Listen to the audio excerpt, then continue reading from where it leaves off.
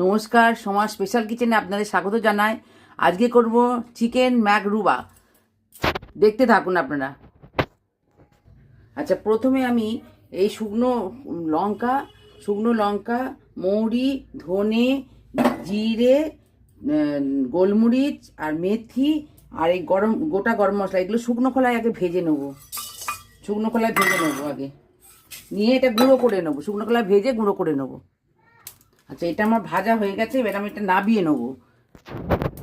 আচ্ছা, এবার আমি এই আদা, রসুন, পেঁয়াজ আর এই টমেটো একসঙ্গে বেটে নেব।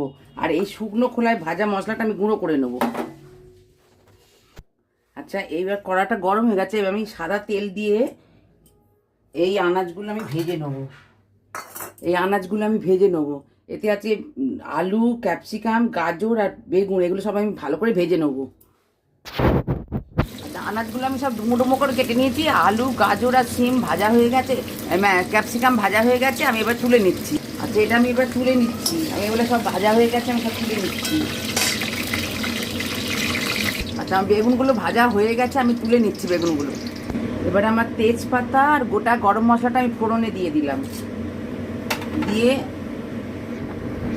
আচ্ছা, এবার আমি এই পেঁয়াজ, আদা, রসুন, টমেটো এটা হাফ ডাস্ট করে নিয়েছি।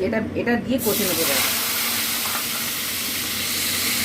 আচ্ছা, এই চিকেনটা আমি লেবু, নুন, হলুদ আর লঙ্কার গুঁড়ো দিয়ে ম্যারিনেট করে রেখেছি 2 ঘন্টা। এটা এবার আমি চিকেনটার মধ্যে দিয়ে দিলাম। দিয়ে একটু নেড়ে আমি এটা ঢাকা দিয়ে এটা কষবো। আচ্ছা, এতে আমি এবার কাঁচা লঙ্কাটা দিয়ে দিচ্ছি।